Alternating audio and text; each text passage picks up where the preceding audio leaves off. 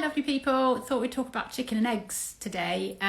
It's British Farming Fortnight, and as most of you that know that follow me, my passion around health is getting people to eat real food.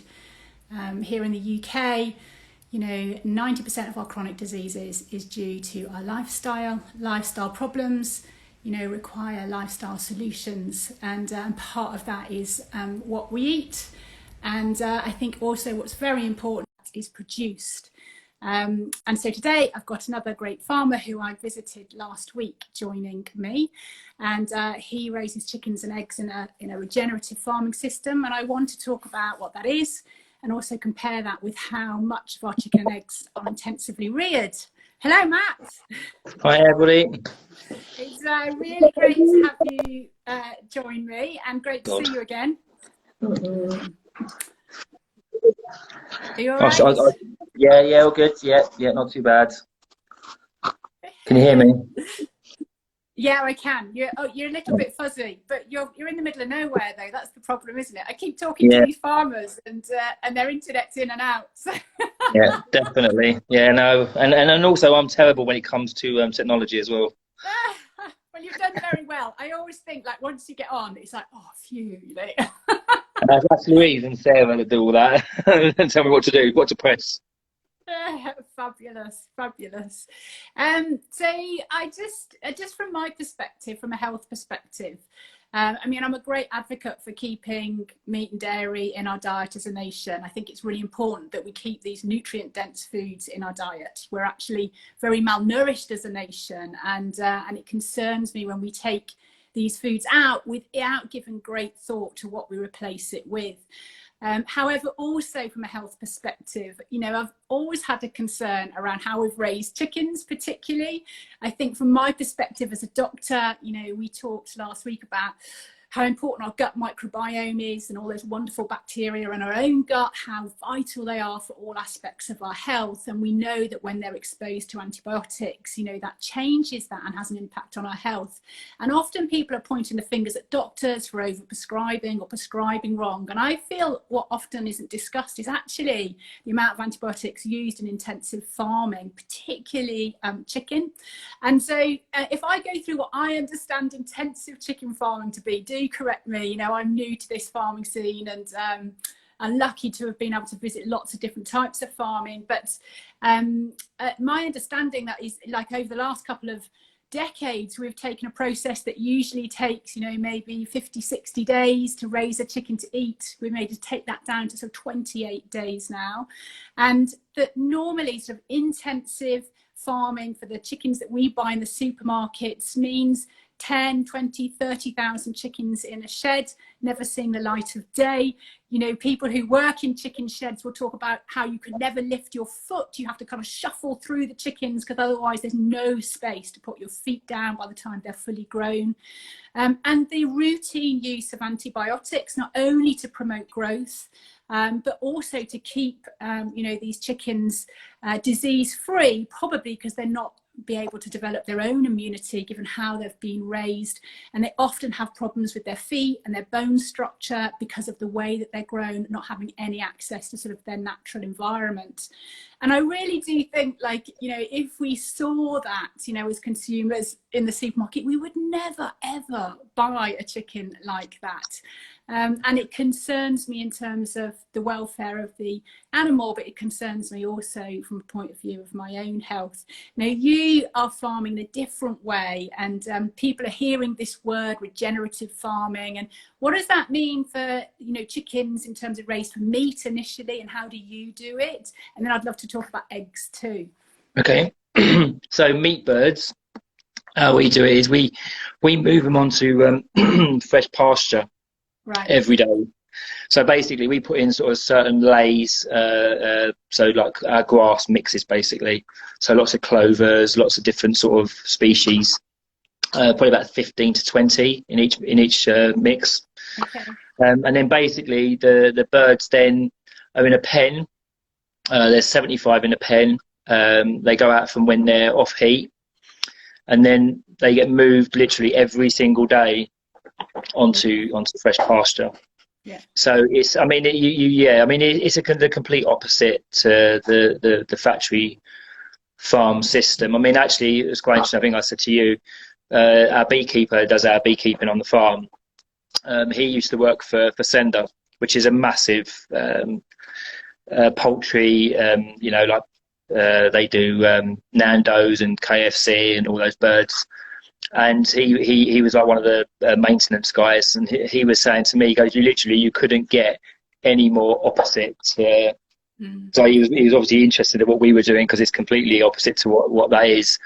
But I mean, I mean when you talk to him, it's quite interesting, because he says that there's so much dust in these sheds, and it's fetal particulate that the birds are breathing in. I mean, it's not good for us humans to go into those sheds. But also, obviously, for the birds themselves, they're breathing that in. And then you've obviously got which is well documented, I think, where they go off their legs, because they gain weight so quickly. They're basically laying in their own manure, which obviously with chickens is quite high in ammonia. So they end up burning their hocks. Right. So I don't know if, like, you buy a cheap chicken, you get that sort of ready marks on the legs. And it's because they can't really move around. And the thing is as well, I mean, I think, it's what we were talking about, is you wouldn't, if you went to one of these farms, you'd be lucky to be shown. Actually, they probably wouldn't even let you in.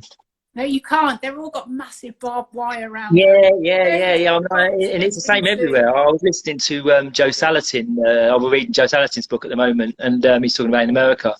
And it's the same. It's you just cannot get near to these places. I mean, there's not one far from us, actually.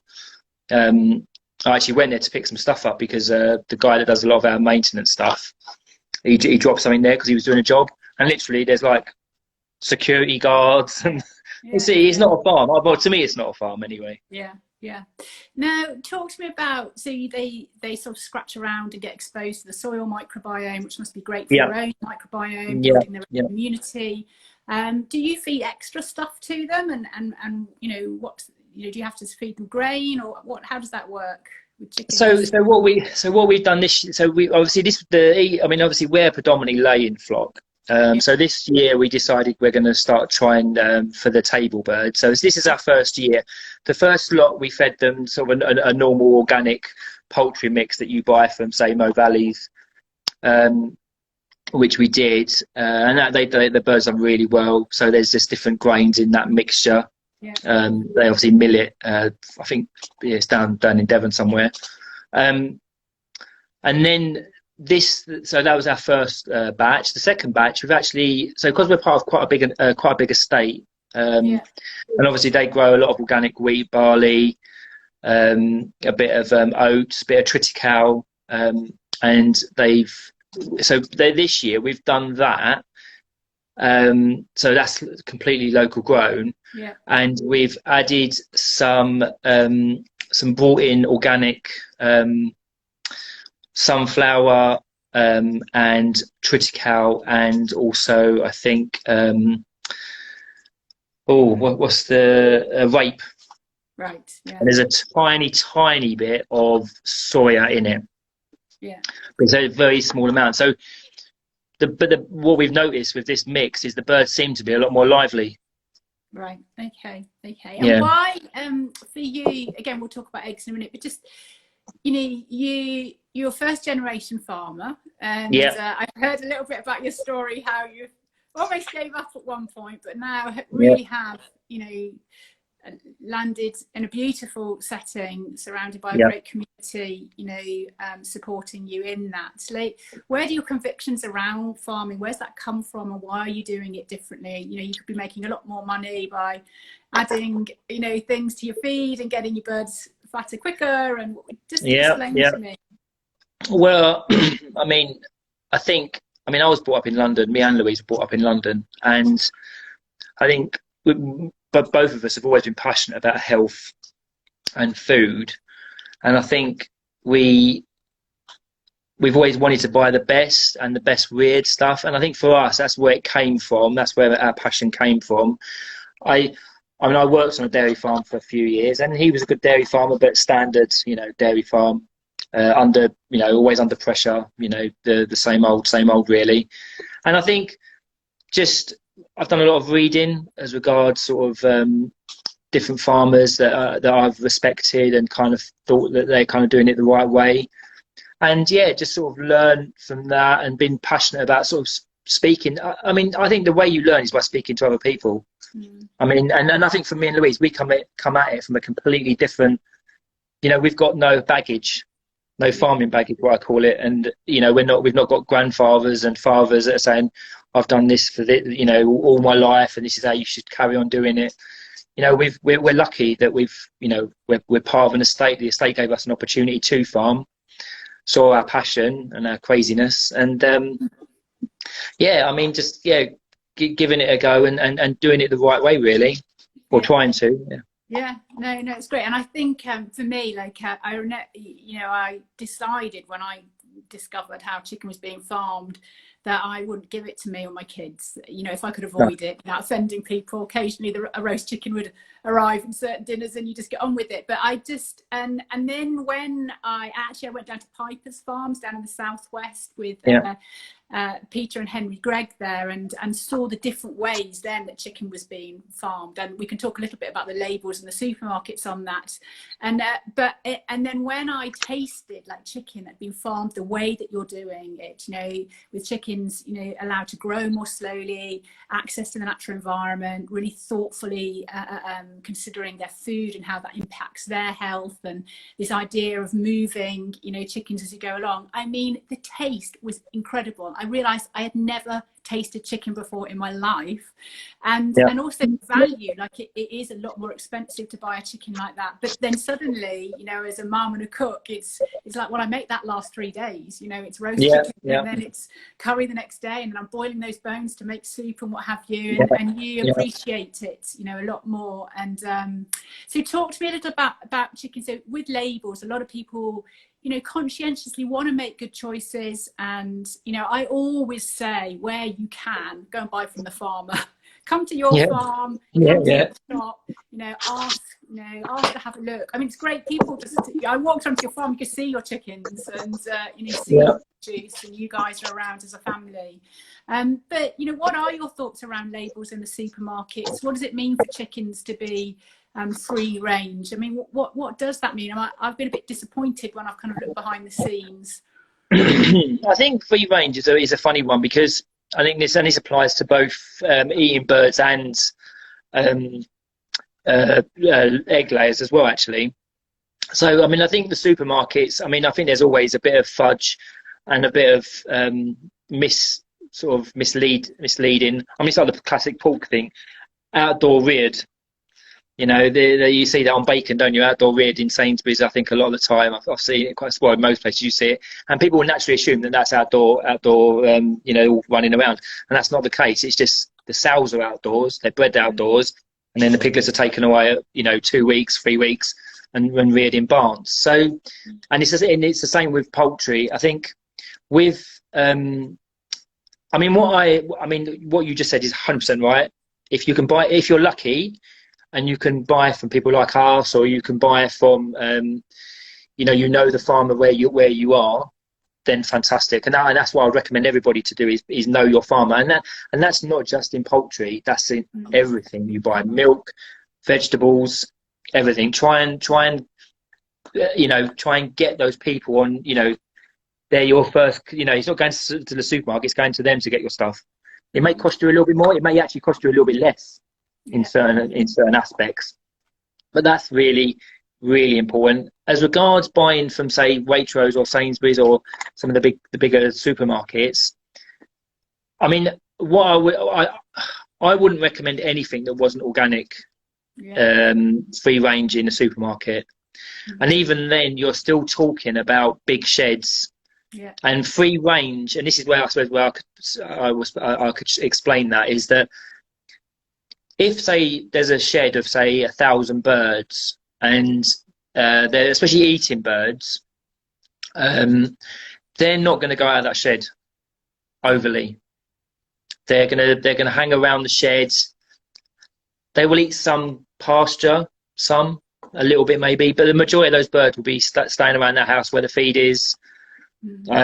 Because the eating bird is a lazy bird in a way, because it doesn't really want to go out. The way it's been bred is it's big, it gets big quickly, and even in the organic system, that would still have a, you know, unless they're feeding outside, which I mean they might do, I doubt it, but you're gonna, you know, they're not going to be purely what we in our heads, our human aspect of what we think free range is probably not what they're going to be. So it's finding pasture reared is, I think, what you need to look for, and I think that's right, as in with eggs, and I think that's the same as in with eating birds, that you want the birds that have got access to pasture all the time. I mean, I remember again, like when I went to see some, I think it was a farm that was growing for Marks and Spencers, and it was a farm that was doing chickens for pipers, and pipers had worked really hard at getting their chickens to move, so they have those mobile sheds, a bit like your older one, that bigger one, so not moving every day like you are, but had really worked hard on breeds that actually moved. And when we went to see the Marks and Spencers one next door, big shed, side of the shed was open, but none of the chickens were outside. It makes sense, really, doesn't it? Their food's inside, you know, it's safe in there. Like, what chicken's got to go out? Like, so and that's it. You know, they do get the label, and then they do get the premium, and certainly it's a step away from intensive farming. Well, 100% better. I mean, at least the bird's got access to outside. It can go outside, but I mean, I look a lot at Joel. I mean, Joel Salatin seems to divide a lot of opinion with a lot of people. I mean, I've done his method, and I know a few other farmers that do it as well. I think you sent me a link to a couple of days ago with a farmer in Bristol that we didn't even know, so that was really good. But I think that method of moving them every day and them in the pen, and then as they get older, you can open that and then put them around electric fencing. But really, if you watch the bird, and obviously I watch them every day, they don't, even if you open the pen and let them go underneath it to go out, they don't really do that. And even though we put the feed outside, birds like to have cover. They like to have safety. You know, obviously you've got, where we are, we've got woodland around us. You can, you know, you've obviously got birds coming over the top, raptors. You know, and they're just getting freaked out all the time.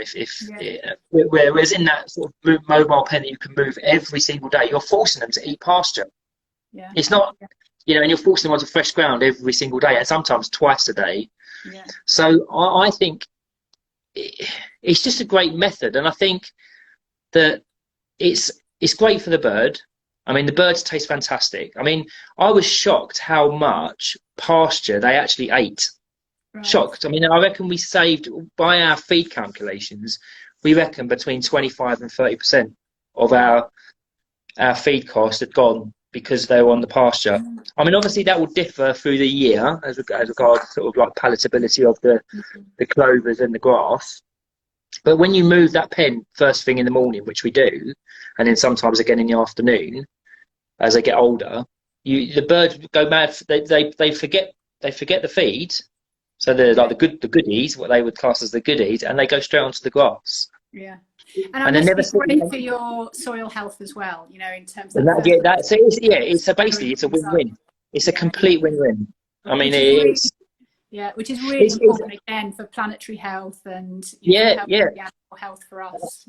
I mean, I know it's completely. I mean, obviously, like I said, this is a new venture for us, the eating birds, and obviously Joe Salatin's sort of method that he does that we've basically copied.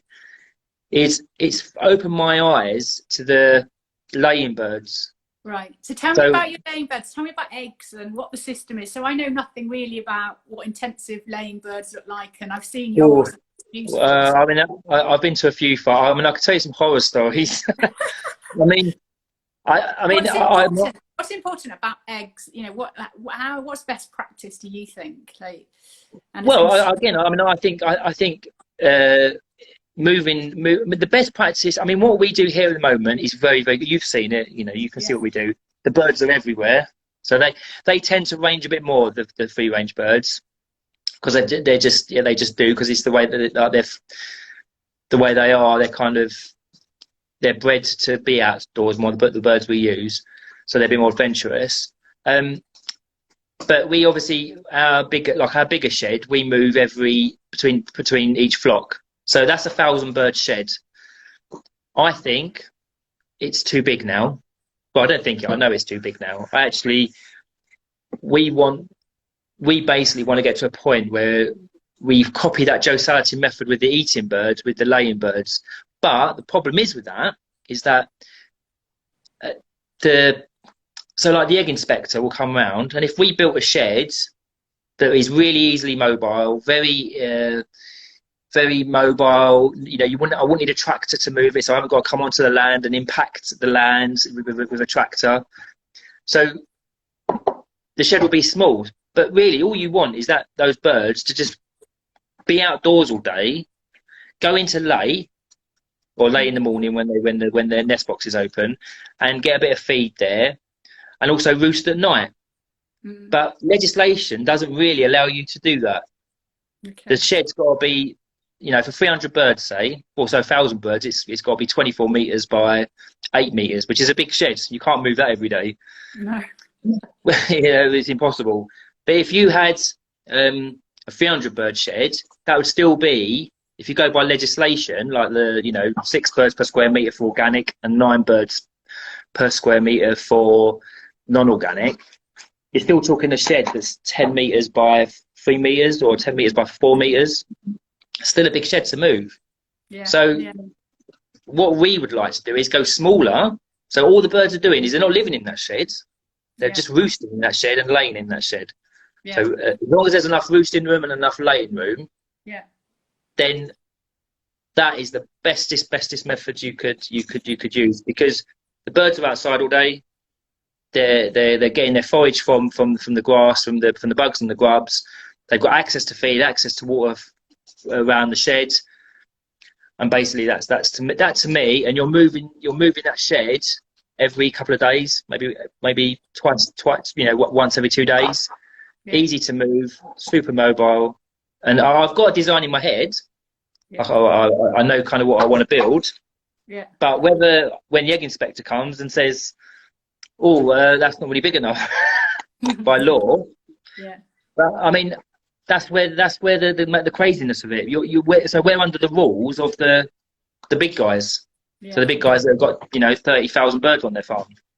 And it's so again, that kind of intensive egg system, I take it they're indoor reared, almost similar to meat. I mean, I went to they'd actually closed it down. I went to a farm a few years ago, and they were producing 1 million eggs a week at that farm, one farm. And I was stood in one of the sheds. It was empty. They'd empty it. They'd actually pulled out of it, and that housed 40,000 birds. Wow. And basically, we were stood in the pit. So the pit was probably, I'm 5'8". Where the floor was probably about 10 foot. So that had been where all the muck had gone. Wow. And birds would have been above. So I was stood in the pit, and I couldn't see the end of the shed. That's how big it was. And that was just one of them. They had 6 of those. Right. Yeah. And then they had a load of other smaller, sort of more older sort of design sheds. But that pit, he said, and I was talking to the farm manager, so it wasn't someone who was just telling stories. He ran it. He said that if you went down at night and shone the torch in the pit, he goes, it looked like it was moving. Right. And that was just basically rats. But that's and the thing is that, and I mean, we have drivers come to our farm, and and they that deliver our feed, and they say, you go to farms, they tell me stories, and you just I mean, poultry is no, I mean, I think there's certain things you really do need to know your farmer. Yeah, no, and totally agree.